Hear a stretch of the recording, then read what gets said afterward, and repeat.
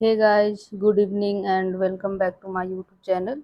आई hope आप सभी अच्छे होंगे और अपने एग्ज़ाम की तैयारी कर रहे होंगे। जो आपका सीटेट का एग्ज़ाम होना है 20 अगस्त को।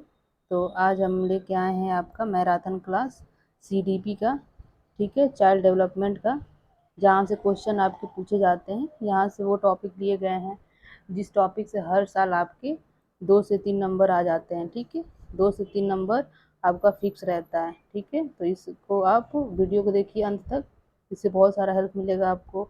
और जो भी टॉपिक लिए गए हैं यहाँ से आपके पेडागोजी के क्वेश्चन बनाए जाते हैं। तो ये जो जो सब टॉपिक हैं बहुत इम्पोर्टेंट है। और ये आपका जो मैराथन है, मैराथन आपका दूसरा है ये वाला, ठीक है। ये मैराथन आपका सेकेंड है। इसके पहले मैंने एक और मैराथन लिया है, उसमें भी आपके 7 से 8 टॉपिक क्लियर किए गए हैं। वहाँ से भी आपके 2 से 3 नंबर आते हैं। और कुछ टॉपिक बचा था, इसमें 7 से 8 टॉपिक है, उनको क्लियर करेंगे। यहाँ से भी आपके हर टॉपिक से 2 से 3 नंबर आते हैं। और जो मैंने पहला मैराथन लिया था वहाँ भी 7-8 टॉपिक क्लियर किया था, जहाँ से हर टॉपिक से आपके 2 से 3 नंबर बनते हैं, उससे भी, ठीक है।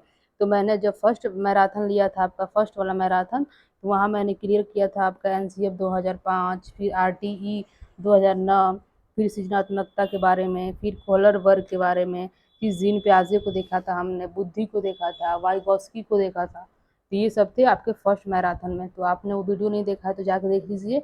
और देखिए इस सेकेंड मैराथन में हम किसको कवर करने वाले हैं। तो आइए देखते हैं। पहली बात तो हम कवर करेंगे मनोविश्लेषणात्मकवाद, ठीक है। जिसको दिया था सिगमंड फ्रॉइड ने। तो इन्होंने बताया था चेतन, अचेतन, अर्धचेतन मन के बारे में। यहाँ से डायरेक्ट क्वेश्चन पूछ लेता है कि मन के चेतन में सबसे बड़ा कौन सा होता है, तो डायरेक्ट क्वेश्चन आता है। तो ये अचेतन होता है, तो इसके बारे में हम लोग डीपली पढ़ेंगे। फिर इन्होंने बताया था आपके ईदम अहम परा अहम, ये भी डायरेक्ट क्वेश्चन आ जाता है आपके। और इसमें से आपके पेडागोजी टाइप के क्वेश्चन बना लिए जाते हैं। फिर सिग्मंड फ्रॉइड ने लिबिडो को बताया था, इलेक्ट्रा ग्रंथि के बारे में बताया था। तो यहाँ से भी डायरेक्ट आ जाते हैं कि काम प्रवृत्ति को क्या कहते हैं, लिबिडो कहते हैं। फिर ओडिपस ग्रंथि क्या होता है, तो वो पुत्र का माता से लगाव होता है, उसे ओडिपस कहते हैं। तो इस सब के बारे में जानेंगे जिन्होंने बताया था मनोविश्लेषणवाद में। और दूसरा टॉपिक है हमारा मानवतावाद, इसके बारे में पढ़ेंगे, जिसको मैस्लो ने दिया था, ठीक है। इसको हम आवश्यकता का भी सिद्धांत कहते हैं। इसके बारे में जानेंगे क्या क्या बताए थे ये दे देगा ऑप्शन में आपको कि ये किस इनके स्तर में आता है। तो ये इनके स्तर बताए गए थे, इनके बारे में जानेंगे। फिर तीसरा टॉपिक है आपका गेने का श्रेणी क्रम क्रम अधिकरण अधिगम सिद्धांत। इन्होंने 8 बताए थे, ठीक है। अधिगम के 8 प्रकार बताए थे, आठों के बारे में जानेंगे। इसमें से भी डायरेक्ट क्वेश्चन आ जाता है कि थर्ड कौन सा होता है या फोर्थ कौन सा होता है, इस टाइप में। फिर आपका नेक्स्ट टॉपिक पढ़ेंगे हम ब्रूनर, ठीक है। ब्रूनर ने संज्ञानवादी का सिद्धांत दिया था, इन्होंने बताए थे आपके, इनको पढ़ेंगे। फिर शिक्षण सूत्र, ठीक है। शिक्षण सूत्र से क्वेश्चन पूछ लिए जाते हैं कि 4 ऑप्शन दे देगा, उसमें 3 आपके सूत्र होंगे और एक शिक्षण सूत्र नहीं होगा, तो पूछ लिया जाएगा कौन सा नहीं है। तो ये सब शिक्षण सूत्र हैं, ये बताया जाएगा आपका। फिर नेक्स्ट टॉपिक आएगा आपका प्रगतिशील शिक्षा। प्रगतिशील शिक्षा पहले तो डायरेक्ट क्वेश्चन यही आ जाता है कि इसके प्रतिपादक कौन है, तो जॉन डीवी हैं। होता क्या है इसके बारे में जानेंगे। यहाँ से भी आपके पेडागोजी क्वेश्चन बनाए जाते हैं। फिर समावेशी शिक्षा क्या है, इंक्लूसिव एजुकेशन, ठीक है, ये देखेंगे। फिर आपका पूछता है आपका लोकतांत्रिक प्रक्रिया या आपका प्रजातांत्रिक शिक्षा क्या होता है, इसके बारे में जानेंगे, ठीक है। और आपके डायरेक्ट क्वेश्चन आ जाते हैं सिद्धांत पे कि कौन सा सिद्धांत किसने दिया था। तो ये सारे सिद्धांत थे, क्वेश्चन आ जाते हैं। पावलोव ने कौन से दिए थे, थायरनडाइक ने कितने दिए थे, स्किनर ने कितने दिए थे, हल ने कितने दिए थे, टालमैन ने क्या क्या दिया था, गुथरी का, फिर वुडवर्थ का, कोहलर का, सिगमंड फ्रॉइड का, एरिक्सन का, बंडूरा का, ठीक है, वाइगॉस्की का, जीन प्याजे का, कोहलर वर्ग का, यहाँ ब्रूनर का, आपका आशुबेल का और कोफ्ता का, ठीक है। तो ये सब आपके कुछ टॉपिक हैं जिनके बारे में जानेंगे। ये अभी सिद्धांत है, ये सारे उसी में के। तो हमने क्या क्या देखा, सबसे पहले हम जो जो टॉपिक डिस्कस करेंगे आपका, इसमें टॉपिक हो जाता है कि आपके सिद्धांत, कौन से सिद्धांत किसने दिए थे। यहाँ से क्वेश्चन आपके पूछ लिए जाते हैं नाम दे के डायरेक्ट। और फिर हम पढ़ेंगे, आपका ऑप्शन में ही दे देता है कि लोकतांत्रिक शिक्षा से आप क्या समझते हैं, या प्रजातांत्रिक शिक्षा से क्या समझते हैं, तो इनके बारे में हम देखेंगे। फिर समावेशी शिक्षा से तो आना ही आना है 100% क्वेश्चन, तो इसके बारे में जानेंगे, समावेशी शिक्षा के बारे में। फिर प्रगतिशील शिक्षा के बारे में जानेंगे, ठीक है। और आपका है शिक्षण सूत्र, ये डायरेक्ट देता है आपका, ठीक है, तो इसको देखेंगे कितने होते हैं। फिर ब्रूनर का संज्ञानवादी सिद्धांत और गेने का श्रेणीकरण अधिगम सिद्धांत के बारे में जानेंगे, ठीक है। और आपके ये आवश्यकता का, जिसको मॉसलो ने दिया था, जिसको मानवतावाद का सिद्धांत भी कहते हैं, इसके बारे में जानेंगे। और ये जो मैंने लिया है ये वाला तो सबसे इम्पोर्टेंट है, सिगमंड फ्रायड वाला, ठीक है, मनोविश्लेषणवाद का सिद्धांत, ठीक है। तो आइए स्टार्ट करते हैं। पहला आपका, ठीक है, तो पहला क्वेश्चन आपको यही दे देता है, ठीक है, देगा कि मनोविश्लेषणवाद का सिद्धांत किसने दिया था, तो ये आपके सिगमंड फ्रायड ने दिए थे, ठीक है, सिगमंड फ्रायड। इन्होंने क्या बताया था, फ्रायड ने मन का विश्लेषण कर जिस सिद्धांत का प्रतिपादन किया उसे मनोविश्लेषणवाद सिद्धांत कहा जाता है। इन्होंने मन को अध्ययन करके, ठीक है, इस सिद्धांत को दिया था। तो आइए इनके बारे में जानते हैं ये क्या बताते हैं। इन्होंने मन के 3 स्तर बताए, ठीक है। यहाँ डायरेक्ट क्वेश्चन आते हैं, ध्यान से सुनिए। मन के 3 स्तर बताया, पहला चेतन मन बताया, दूसरा अर्धचेतन मन और तीसरा आपका अचेतन मन, ठीक है। इन्होंने बताया था फ्रॉयड ने, सिगमंड फ्रायड ने। तो आइए देखते हैं चेतन मन क्या है, अर्धचेतन मन क्या है और अचेतन मन क्या है। जैसे इन्होंने बताया एग्जाम्पल के थ्रू, उन्होंने बताया कि मान लीजिए आपका बर्फ का टुकड़ा है, ये क्या है आपका बर्फ का टुकड़ा है, और ये आपका पानी में है, ये सब पानी है, ठीक है, ये सब आपके पानी में, ये पानी में है, डूबा हुआ है। तो वो कहते हैं कि जितना भाग आपका पानी में डूबा हुआ है, जैसे कि आपका पानी में डूबा हुआ इतना भाग है, जितना भाग आपका पानी में डूबा हुआ है उसे कहते हैं हम अचेतन, ये वाला। तो ये इस भाग को हम जो इस कलर से किए हैं ये आपका अचेतन होता है पूरा, ठीक है, अचेतन पूरा होता है, मतलब अचेतन सबसे बड़ा होता है। देखिए जिस प्रकार पानी में आपके डूबे हुए बर्फ जितना भाग पानी में रहता है, मतलब जो भी बर्फ आप पानी में डालोगे तो उसका अधिकांश 90% उसका भाग पानी में डूबा रहता है और कुछ 10% ऊपर रहता है, ठीक है। तो कह रहे हैं कि जिस प्रकार पानी में मैक्सिमम भाग जो डूबा हुआ होता है, उसी प्रकार जो हमारा अचेतन मन है, हमारे अचेतन मन में बहुत सारी चीज़ें होती हैं, ठीक है। तो उन्होंने अचेतन मन माना आपके, और कहा कि अचेतन मन सबसे बड़ा होता है तीनों मन में से। तो पहले ही पूछ देगा ये क्वेश्चन आपके कि सबसे बड़ा मन क्या होता है, सिगमंड फ्रायड के अनुसार तो ये आपका अचेतन मन होता है, ठीक है। दूसरा आपका ये है जिसको हम कहते हैं चेतन, ये आपका चेतन है, ठीक है, ये आपका चेतन मन है। चेतन क्या होता है, जो अभी आप आपके जिसके बारे में आप इजीली सोच सकते हो, आपके सामने हो, ठीक है, जो भी चीज़ें, जो भी कंसेप्ट हो आपके रियल लाइफ में हो, आप उसको महसूस कर सकते हो, वो आपका चेतन हो गया। अचेतन मतलब इसको अभी महसूस नहीं कर सकते, अभी ये चीज़ें आपके अंदर हैं, ठीक है। सारी चीज़ें आपके अचेतन मन से ही आती हैं, इसलिए कहा जाता है अचेतन मन सबसे बड़ा होता है।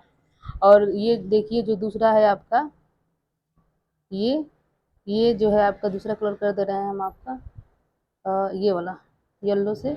तो देखिए जो येलो वाला कलर से है, ये क्या कर रहा है, इन दोनों को जोड़ रहा है, किसको, आपको अचेतन को भी जोड़ रहा है और चेतन को और अचेतन को जोड़ रहा है। तो यही आपका कहलाता है अर्धचेतन, ठीक है। तो अर्धचेतन क्या होता है, जो चेतन और अचेतन के मध्य क्या करता है, जोड़ता है दोनों को, उसे हम क्या कहते हैं, अर्धचेतन कहते हैं। तो सबसे इम्पोर्टेंट पूछता है आपके लिए क्वेश्चन में, यही पूछ लेता है कि सबसे बड़ा मन कौन सा होता है, तो अचेतन मन होता है, क्योंकि सारी चीज़ें अचेतन अवस्था में ही होती हैं, जब वो बाहर आ जाती हैं तो चेतन बन जाती हैं।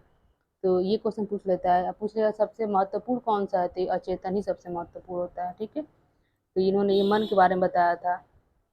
देखिए जैसा मैंने एक्सप्लेन किया वो नीचे दिया गया है, मन समुद्र में तैरते हुए हिमखंड के समान है जिसका अधिकांश भाग पानी में डूबा होता है, ठीक है।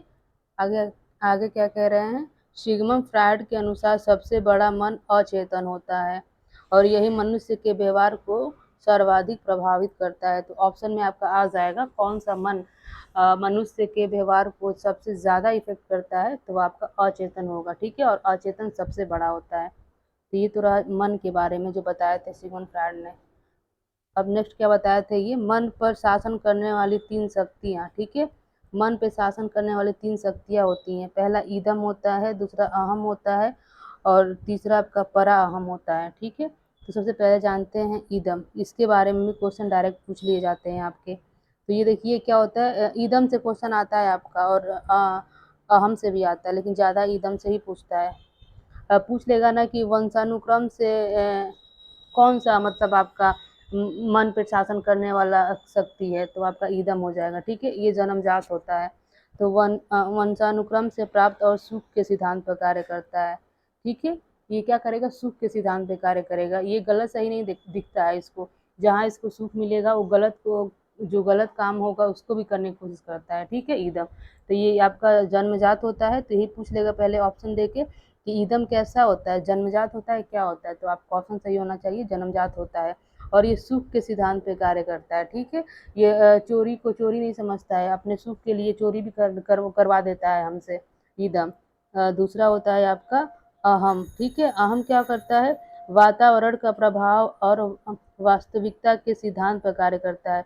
ये सबसे मतलब अच्छा माना जाता है, क्योंकि ये क्या करता है कि जो गलत चीज़ें हैं उसको करने से हमको रोकता है, ठीक है। और ये वास्तविक जो चीज़ें हैं, ये मतलब वास्तविकता पर सिद्धांत पे कार्य करता है। तो ऑप्शन में दे देगा कि अहम किस सिद्धांत पे काम करता है, तो वास्तविक, ठीक है, जो वास्तविक चीज़ें हैं उस पर कार्य करता है। और थर्ड है आपका परा अहम। आइए देखते हैं परा अहम क्या है। ये क्या है, बुरी इच्छाओं को चेतन मन में आने से रोकता है, ठीक है। ये परा अहम की बात करता है, मतलब कि इसका लेवल और ज़्यादा बढ़ जाता है। हमारे जो चेतन मन में है, अगर बुरी चीज़ें आ रही हैं मन में, तो उनको आने से ये रोक देता है, ठीक है। तो ये था आपका तीनों जो हमारे मन पे शासन करते हैं, ईदम, अहम और परा अहम। तो क्वेश्चन में यही दे देगा कि ईदम अहम परा अहम का सिद्धांत किसने दिया था या किसने बताया था इसके बारे में, तो आपके सिगमंड फ्रायड ने बताया था। नेक्स्ट, और कुछ इन्होंने शब्दावलियाँ यूज़ की थी, जैसे लिबिडो का क्या अर्थ है, तो डायरेक्ट क्वेश्चन में आ जाता है कि लिबिडो क्या होता है, या किसने दिया था, ये भी पूछ लेगा। 2 टाइप से क्वेश्चन पूछते हैं, ठीक है। तो पहला है आपका लिबिडो, ये क्या, इससे काम प्रवृत्ति, मतलब ये सुख पे काम करता है, मतलब जो काम प्रवृत्ति होती है उसी को हम लिबिडो कहते हैं। नेक्स्ट, ये हाँ, ये क्वेश्चन 100% आता है, इलेक्ट्रा ग्रंथि क्या है, तो इलेक्ट्रा ग्रंथि पूछ लेगा, इलेक्ट्रा ग्रंथि क्या है या किसने दिया था, तो इलेक्ट्रा ग्रंथि क्या, पुत्री का पिता से लगाव क्या कहलाता है, इलेक्ट्रा ग्रंथि कहलाता है, ठीक है।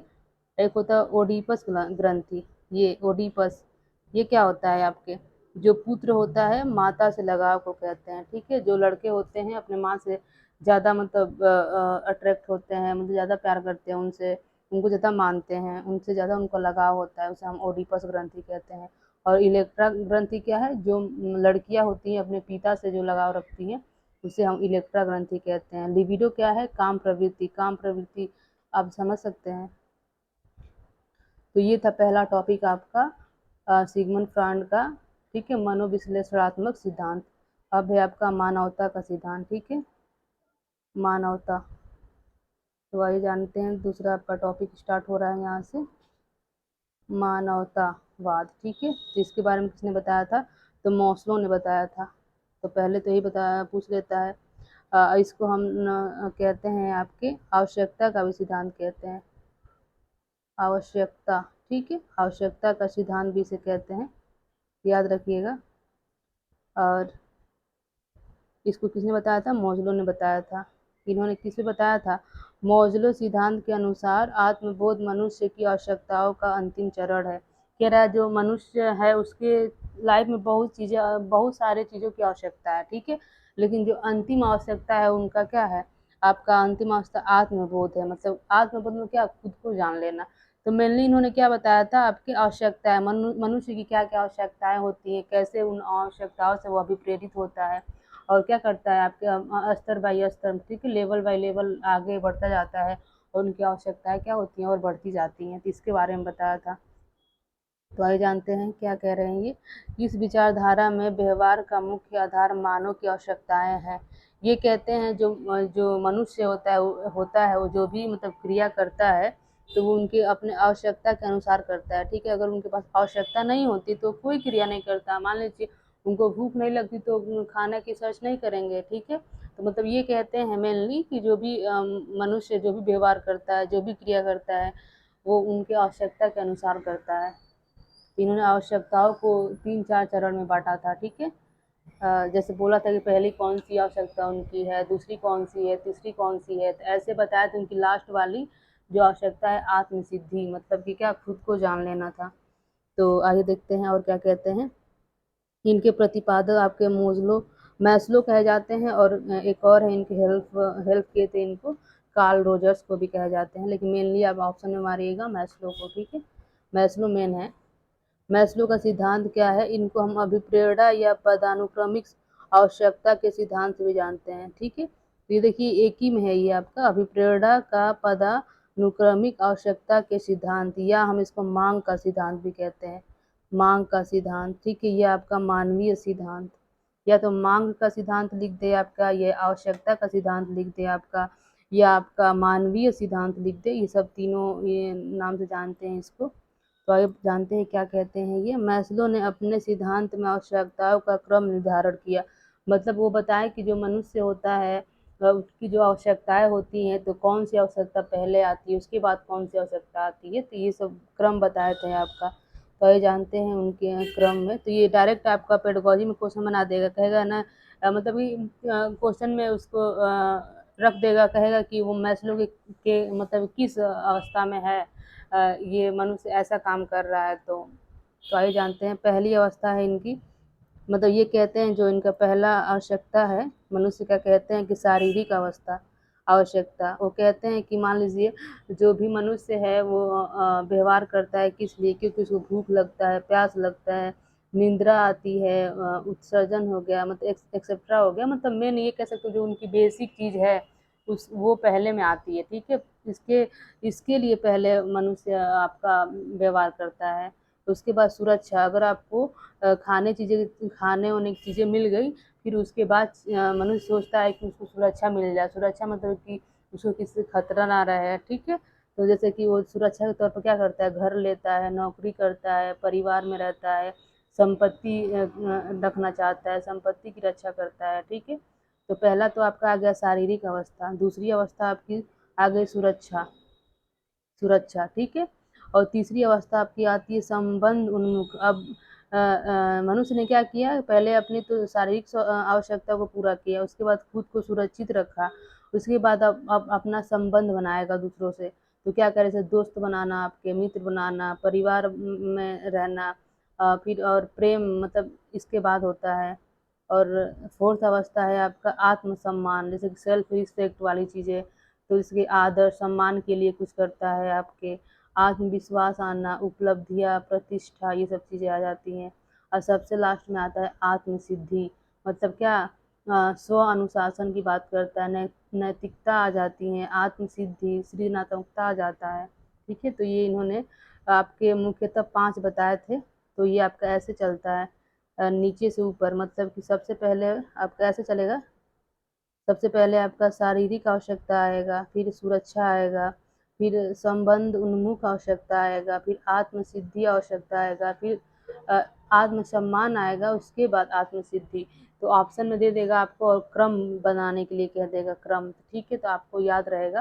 तो ये बहुत ईजिली आप याद रख सकते हो कि मनुष्य क्या करेगा, सबसे पहले खुद को सिक्योर करेगा। सिक्योर मतलब कि पहले वो सिक्योर दूसरे पे करेगा, पहले खुद के लिए खाना लेगा, अपने मतलब कि भूख को मिटाएगा, उसके बाद उसका हो जाने के बाद भूख का, फिर खुद की रक्षा करना चाहेगा, उसके बाद संबंध बनाएगा, उसके बाद आत्मसम्मान, जो भी नौकरी वगैरह करेगा या आपके बड़े पोस्ट पे जाएगा, और उसके सबसे लास्ट में आपका आत्मसिद्धि आता है। ये था आपका मांग का सिद्धांत जो मैस्लो ने दिया था। तो ये दूसरा टॉपिक आपका कंप्लीट हो गया। तो तीसरा टॉपिक स्टार्ट हो रहा है, गेने का श्रेणीकरण अधिगम सिद्धांत। तो क्या है, गेने ने अधिगम के 8 प्रकार बताए हैं। अधिगम मतलब सीखना, ठीक है। गेने कहते हैं कि ये भी क्रम बताए हैं सीखने का, कि मतलब कोई बच्चा कैसे सीखता है, पहले क्या करता है, उसके बाद क्या करता है, उसके बाद क्या करता है। तो इन्होंने अधिगम के 8 मतलब कि प्रकार बताए हैं या चरण बताए हैं। तो आइए जानते हैं, यहाँ से क्वेश्चन पूछ लेता है आपका। ये कहते हैं पहली अवस्था आती है संकेत, संकेत अधिगम। ठीक है, सबसे पहले क्या करेंगे, बच्चों को अधिगम कराएंगे तो संकेत मतलब कि चिन्ह बताएंगे पहले, मतलब कि किस माध्यम से आप बच्चे को समझा रहे हैं, कुछ तो आपका संकेत होगा, जैसे बोलना भी आपका संकेत है, लिखना भी है इसके माध्यम से। फिर आपका उद्दीपन अनुक्रिया आता है, उसके बाद श्रृंखला, ठीक है, श्रेणीकरण जिसे जिसे कहते हैं। फिर शब्द साहचर्य, फिर शब्द बनाएगा। फिर बच्चा विभेदीकरण मतलब क्या करेगा, अंतर समझेगा। फिर संप्रत्यय निर्माण, जब आपका विभेदीकरण कर लेगा तो फिर क्या कंसेप्ट बिल्ड हो जाएगा उसके अंदर, वो संप्रत्यय निर्माण कर लेगा। उसके बाद नियम बना लेगा, जब संप्रत्यय निर्माण कर लेगा तो नियम बनाएगा, और नियम बनाने के बाद आपका समस्या समाधान हो जाएगा। तो मतलब ये कहते हैं कि बच्चा सबसे पहले किस अवस्था में होता है, संकेत अधिगम की अवस्था में होता है। ठीक है, उसके बाद आता है आपका उद्दीपन अनुक्रिया की अवस्था में, और उसके बाद श्रृंखला बनाने लगता है, और श्रृंखला बनाने के बाद आपका शब्द साहचर्य में आ जाता है। शब्द साहचर्य में शब्दों को के माध्यम से फिर विभेदीकरण मतलब क्या करने लगता है, अंतर करने लगता है चीज़ों में, और फिर अंतर करने लगेगा तो उसके अंदर संप्रत्यय निर्माण हो जाएगा, और संप्रत्यय निर्माण के बाद वो नियम बना लेगा, और नियम बनाने के बाद समस्या समाधान को सीख जाता है वो। तो ये ऐसे चलता है, इस सॉरी एक मिनट, इनका भी ऐसे चलता है। ठीक है, सबसे पहले आपका ये आएगा, याद रखिएगा, फिर ये आता है, ये आता है, ये सब चीज़ें आती हैं इनके अंतर्गत। तो ये थे गेने। अब आता है आपका नेक्स्ट टॉपिक, ब्रूनर का संज्ञानवादी सिद्धांत। ब्रूनर का, तो आइए जानते हैं ब्रूनर क्या कहते हैं। ब्रूनर ने समझ के विकास के 3 प्रतिमान बताए हैं। ये कहते हैं कि अगर समझ आपके अंदर विकसित करना है, मतलब स्पेशली बच्चों के अंदर जो समझ विकसित करना है, उनके लिए इन्होंने 3 प्रतिमान बताए हैं। ठीक है, क्या क्या है वो है आपका क्रियात्मक, दूसरा होता है चित्रात्मक, और तीसरा होता है प्रतीकात्मक या प्रतीक। वो कहते हैं कि सबसे बच्चे को पहले क्या होता है, क्रियात्मक अवस्था में होते हैं, मतलब चीज़ों को करके सीखते हैं वो। ठीक है, और करके सीखने के बाद आपके दूसरी अवस्था में आ जाते हैं चित्रात्मक मतलब क्या, फिगर के माध्यम से सीखते हैं, और उसके बाद फिगर के माध्यम से सीख के उनके बाद अंत में उनको प्रतीक बताया जाता है। ठीक है, सिंबल बताया जाता है किसी भी चीज़ को डिनोट करने के लिए।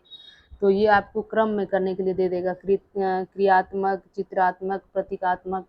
तो याद रखिएगा, पहले आपका आता है क्रियात्मक, उसके बाद करेगा बच्चा चित्र बनाएगा, पहले बच्चा क्रिया करेगा, क्रिया करने के बाद चित्र बनाएगा, और चित्र बनाने के बाद प्रतीकात्मक मतलब क्या, प्रतीक दे देगा, प्रतीक के माध्यम से समझेगा। ठीक है, जैसे कि ए फॉर एप्पल हो गया, तो ए आपका क्या है, प्रतीक है, तो वैसे लास्ट में आपका प्रतीक आता है। ये ब्रूनर कहते हैं। और ब्रूनर ने एक और चीज़ बताया था आपका स्पायरल पाठ्यक्रम के बारे में, तो ये डायरेक्ट पूछ लिया जाता है कि ब्रूनर ने कौन से पाठ्यक्रम के बारे में बताया था, या पूछ लेगा स्पायरल पाठ्यक्रम की अवधारणा किसने दी थी, तो आपके ब्रूनर ने दी थी। अब नेक्स्ट टॉपिक है आपका, ये देखते हैं शिक्षण सूत्र। ठीक है, शिक्षण सूत्र के बारे में आपका ऑप्शन आ जाता है, पूछ लेगा कौन सा शिक्षण सूत्र है या कौन सा नहीं है, इसके बारे में पूछ लेता है। तो पहला है आपका मूर्त से अमूर्त की ओर। इसका मतलब ये होता है, मूर्त का मतलब आपका होता है कि ठोस वस्तुएं, ठोस मतलब कि जो चीज़ें सामने दिखें, जो चीज़ें क्या होता है, सामने दिखें, सामने हो और उसके बारे में बताया जाए, सामने हो, वो आपका मूल चिंतन होता है। तो छोटे बच्चों को क्या करेंगे, पहले से कि एप्पल के बारे में पढ़ाना है तो उसको एप्पल सेव दिखाइए, उसके बारे में बताइए, तो उसके लिए मूर्त हो जाएगा। अमूर्त क्या होता है, अमूर्त मतलब कि जो चीज़ें सामने ना हो और उसके बारे में आप बच्चे को बता रहे हैं, सामने नहीं हो, ठीक है, उसके बारे में बता रहे हैं, मतलब इसमें कल्पना करने लगता है बच्चा, क्या करता है, कल्पना करने लगता है। तो क्या करेंगे, बच्चों को पहले चीज़ों को दिखाएंगे, ठीक है, पहले मूर्त कराएंगे, मूर्त के बाद अमूर्त जाएंगे, तो ये आपका सूत्र होगा। अगर यही उल्टा कहीं लिखा होगा अमूर्त से मूर्त की ओर, तो गलत हो जाएगा, पहले मूर्त कराइए, उसके बाद बच्चों को अमूर्त सिखाइए। दूसरा है आपका स्थूल से सूक्ष्म की ओर। ठीक है, तो स्थूल का मतलब आपका होता है, स्थूल का मतलब होता है आपका संपूर्ण, मतलब कि और संपूर्ण रूप से चीज़ों को देखता है, और सूक्ष्म मतलब कि आपका किसी भाग को देखता है, भाग को, जैसे मान लीजिए पेड़ के बारे में आपको बच्चों को पढ़ाना है, तो सबसे पहले पेड़ के बारे में बताइए, पेड़ कैसा होता है, उसके बाद उसके पत्तियों के बारे में बताइए, उसके तना के बारे में बताइए, समझ रहे हैं। तो स्थूल मतलब क्या, बच्चे को सबसे पहले पूरी चीज़ बताइए, पूरे मतलब संपूर्ण रूप से चीज़ों को उसको दिखा दीजिए, उसके बाद उसके भाग के बारे में चर्चा करिए। तो ये होता है। तो ऑप्शन में दे देगा आपको उल्टा करके कि सूक्ष्म से स्थूल की ओर, तो वो गलत होगा, आपको लगाना होगा स्थूल से सूक्ष्म की ओर, ये सही होता है सूत्र। उसमें उल्टा पुल्टा करके दे देगा, याद रखिएगा। थर्ड है आपका सरल से कठिन की ओर। तो आप जानते हैं चीज़ों को पहले सरल चीज़ों को बताना चाहिए, ठीक है, उसके बाद कठिन, उसके बाद हार्ड चीज़ों के बारे में बताना चाहिए। तो आपको देगा ऑप्शन में तो उल्टा करके भी दे सकता है, कठिन से सरल की ओर, तो वो गलत हो जाएगा, लेकिन सरल से कठिन की ओर ये आपका सही होगा। नेक्स्ट है आपका प्रत्यक्ष से अप्रत्यक्ष की ओर। तो प्रत्यक्ष तो समझ रहे हैं आपको, जो सामने चीज़ें हो, सामने हो, मतलब आपके अप्रत्यक्ष मतलब सामने ना हो। तो सबसे पहले हम सामने वाले को बताएंगे, उसके बाद आपके अप्रत्यक्ष के बारे में बताएंगे। तो ये आपका प्रत्यक्ष से अप्रत्यक्ष की ओर। नेक्स्ट है आपका पूर्व से अंश की ओर। पूर्व से अंश की ओर, ये आपका गेस्टाल्ट वादी जो थे आपके कोहलर वगैरह, वो भी इसके बारे में बात करते हैं। मतलब कि वही पूर्व से अंश की ओर, मतलब कि जो आपका स्थूल से सूक्ष्म में पढ़े थे वही है इसका। तो इसको भी पूर्ण रूप में चीज़ों को देखता है बालक, मतलब कि पेड़ के पहले बारे में बताइए, उसके बाद उसके अंश, उसके भाग के बारे में बताइए। तो ये वाला भी वही बात करता है। तो ये रहा आपका पूर्व से अंश की ओर। ऑप्शन में अंश से पूर्व की ओर दे देगा तो गलत हो जाएगा, याद रखिए। नेक्स्ट है आपका ज्ञात से अज्ञात की ओर। मतलब ज्ञात से, जो बच्चे पहले चीज़ें जानते हैं उनके बारे में बताइए, ठीक है, उसके बाद उसी से कोरिलेट करके जो नहीं जानते हैं, जो चीज़ें वो नहीं जानते हैं, तो इसके बारे में बताइए, ठीक है। ये हुआ आपका ज्ञात से अज्ञात की ओर। फिर आपका है दृश्य से अदृश्य की ओर। ये भी याद रखिएगा, दृश्य से अदृश्य के लिए, ये तो इजी है आपका। ये देखिए, ये बहुत इंपॉर्टेंट है। आगमन से निगमन की ओर। आगमन का मतलब होता है आपका एग्जाम्पल, एग्जाम्पल से आपका रूल की तरफ चलता है, एग्जाम्पल टू रूल, मतलब उदाहरण से नियम की ओर चलता है। और जो निगमन होता है आपका, आपका रूल टू एग्जाम्पल चलता है। मतलब आगमन कहता है कि पहले बच्चे को एग्जाम्पल दीजिए, उसके बाद उसको रूल की तरफ ले जाइए। लेकिन निगमन जो कहता है पहले रूल बताइए, तब आप बच्चों को एग्जाम्पल बताइए। तो ये देखिए, आगमन से निगमन की ओर जाता है, ठीक है, ये सूत्र सही है। पहले चीज़ों को क्या करें, एग्जाम्पल के माध्यम से समझाइए, फिर उसी के थ्रू आप रूल को या नियम को निकलवाइए। तो ये देखिए, आगमन जो होता है मेथड, ये मतलब प्राइमरी बच्चों के लिए होता है, ये वाला जो होता है ये बड़े बच्चों के लिए होता है, ठीक है।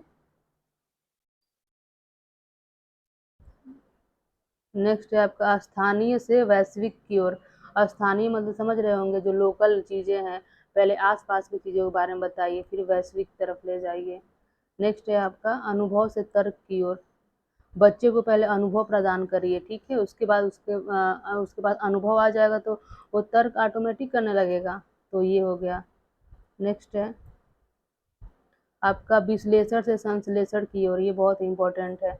देखिए, विश्लेषण का मतलब क्या होता है, तोड़ना, ठीक है, तोड़ना।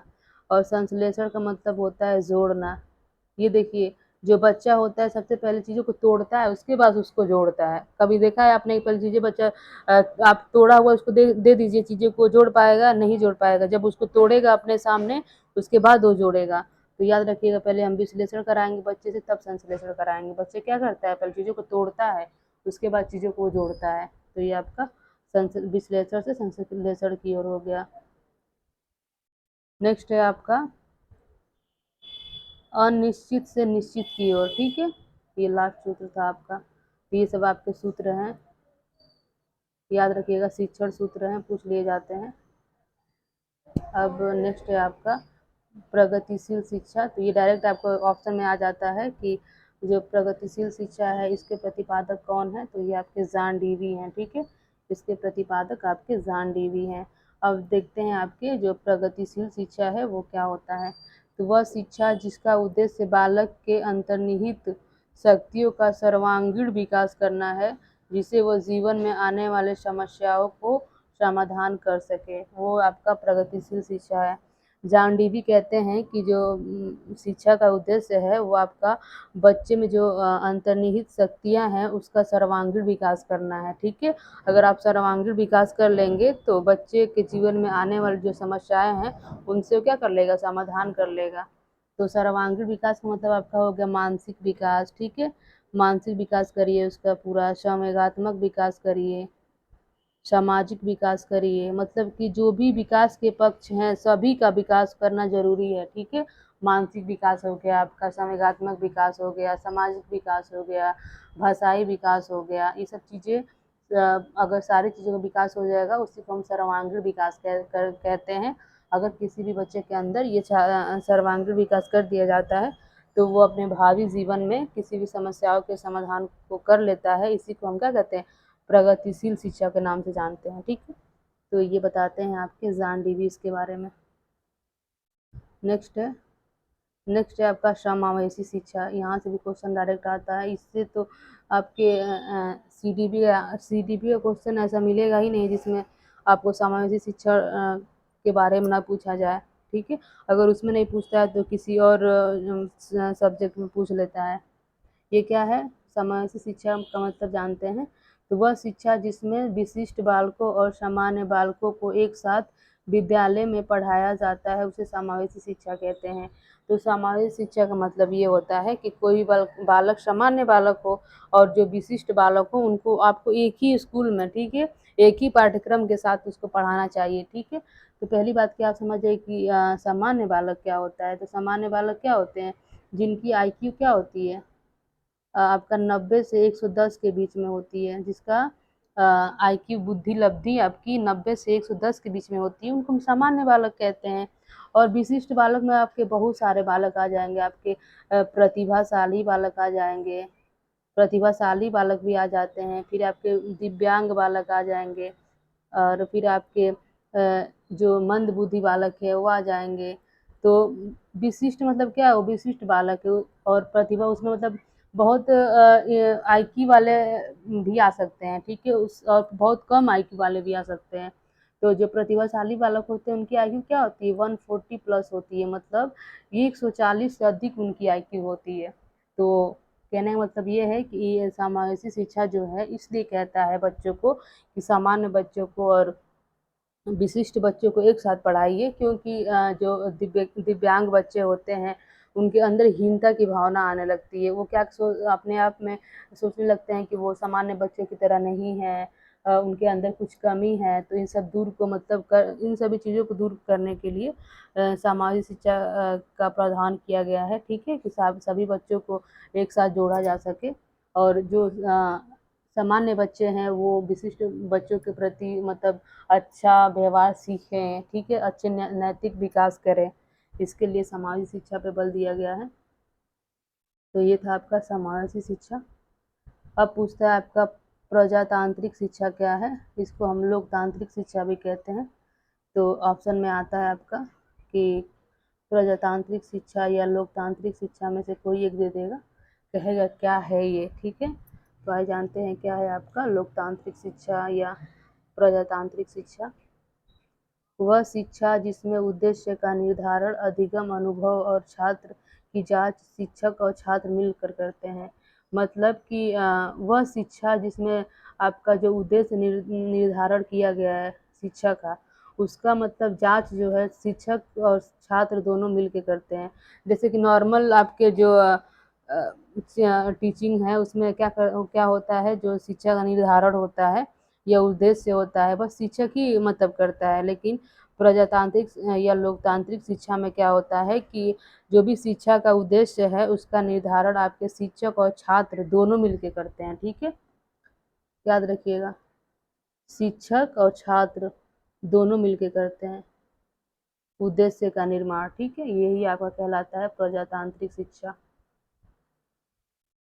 जैसे कि आपका प्रजातांत्रिक शिक्षा में किसका किसका निर्माण होता है, जैसे उद्देश्य जैसे शिक्षा क्या उद्देश्य है, तो इसमें आपके शिक्षक भी भाग लेते हैं और छात्र भी भाग लेते हैं। फिर जो छात्र की जांच होती है कि छात्र के अंदर कितना चीज़ें डेवलप हुई हैं, कितना विकास हुआ है, तो इसमें भी दोनों लोग साथ मिल के करते हैं, शिक्षक और छात्र, ठीक है। और अधिगम अनुभव, अधिगम और अनुभव का भी शिक्षक और छात्र मिलके इसका मतलब कि निर्धारण करते हैं। तो ये आपका है प्रजातांत्रिक शिक्षा। अब नेक्स्ट है आपके अधिगम के सिद्धांत। तो यहाँ पूछ लेते हैं कि अधिगम के सिद्धांत जो है कौन से सिद्धांत किसने दिए थे। तो यहाँ से आपके क्वेश्चन आ जाते हैं, आइए देखते हैं। ज़्यादा मतलब याद करने की ज़रूरत नहीं है, चीज़ों को कोरिलेट करके करिएगा, बहुत इजीली समझ में आ जाएगा। एक मिनट सॉरी।